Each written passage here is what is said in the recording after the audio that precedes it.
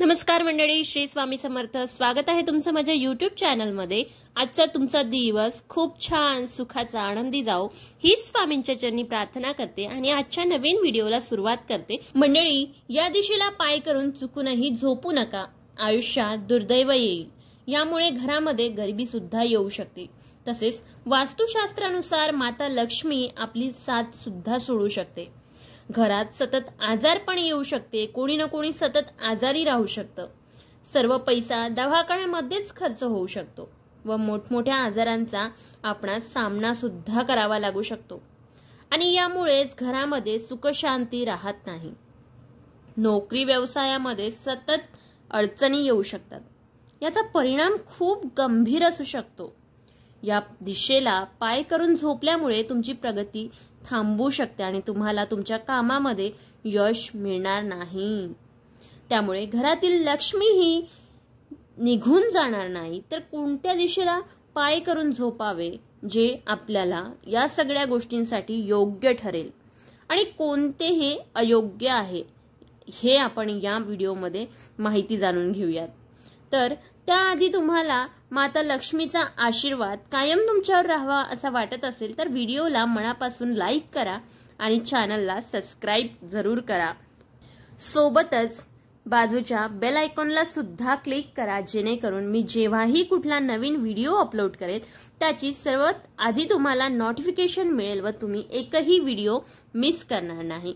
चला तर मंडळी, मनुष्य हा आपल्या दैनंदिन जीवनामध्ये अनेक गोष्टी करत असतो, ज्याचा काही लोकांना विविध प्रकारे त्रास सहन करावा लागतो. असं नाही की एखादी व्यक्ती या सर्व गोष्टी जाणून बुजून करत असते, परंतु माहितीच्या अभावामुळे का होईना चुकीच्या गोष्टी या आपल्याकडून होतात, केल्या जातात आणि ज्याचा आपल्या जीवनावर वाईट परिणाम पडू शकतो आणि त्याच्यामुळेच आपल्या आयुष्यामध्ये अनेक समस्या सुद्धा निर्माण होत असतात. यापैकीच एक गोष्ट म्हणजे चुकीच्या दिशेला पाय करून झोपणे. वास्तुशास्त्रात व्यक्तीने कोणत्या दिशेला झोपावे यासाठी दिशा निश्चित केलेली आहे. एखाद्या व्यक्तीने कोणत्या दिशेला डोकं करावं व कोणत्या दिशेला पाय करून झोपावे याबद्दल वास्तुशास्त्रामध्ये सविस्तर माहिती सांगितलेली आहे. तर मंडळी, एखादी व्यक्ती जर चुकीच्या दिशेने पाय करून झोपली तर तिच्या शरीरातील सर्व ऊर्जा ही निघून जाते, कारण चुकीच्या दिशेला पाय करून झोपल्यामुळे शरीरावर नकारात्मक परिणाम होत असतो. तर मंडळी, झोप आपल्या दिनचर्याचा हा महत्त्वाचा अंग आहे हे तर मानताना दिवसभराच्या धावपळीमध्ये आपल्या शरीराला आराम देण्याचं कार्य ही झोपच करत असते आणि मनुष्यच नाही तर पशुपक्षी, झाडं, झुडपं सुद्धा झोप घेतात.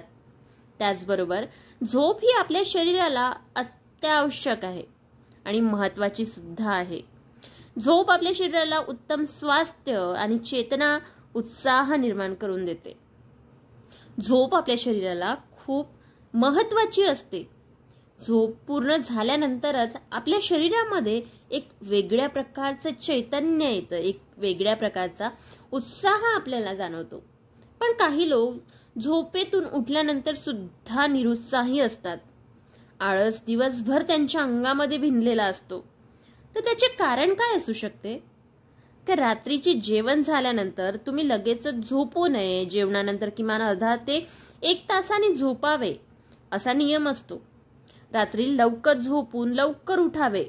सूर्योदयाच्या नंतर खूप उशिरापर्यंत झोपू नये हे सुद्धा म्हटलं जातं. वास्तुशास्त्रानुसार झोपण्याची सुद्धा योग्य दिशा निश्चित केलेली आहे. तर मंडळी, जसे शुद्ध अन्न शरीराला खूप महत्त्वाचे असतात, तशीच झोप सुद्धा आपल्या शरीराला खूप महत्त्वाची असते. जर आपली झोप पूर्ण झाली नसेल तर त्याचा प्रभाव हा आपल्या मन, मस्तिष्क, स्वास्थ्यावर होत असतो व आपला आळस हा वाढतच असतो. तर मंडळी, योग्य दिशेला झोपल्यामुळे आपल्या स्वास्थ्यासोबतच घरात सुखशांती टिकून राहते आणि वास्तुशास्त्रानुसारच उत्तरेला डोकं व दक्षिणेला पाय करून झोपल्यामुळे धनाची देवी नाराज सुद्धा होते. याचाच परिणाम म्हणजे घरात पैशाची कमतरता जाणवायला लागतं भांडण व अस्वस्थता, नाराजी, उत्साहाची कमतरता कमी जाणवू लागते.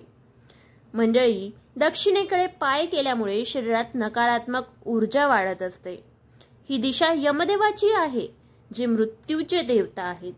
आणि वास्तुशास्त्रानुसार असे म्हटले जाते की दक्षिण दिशेला पाय व उत्तरेकडे डोकं करून झोपू नये. याचं कारण म्हणजे दक्षिण दिशा ही मृत्यूची देवता व यमदेवतेची ही दिशा.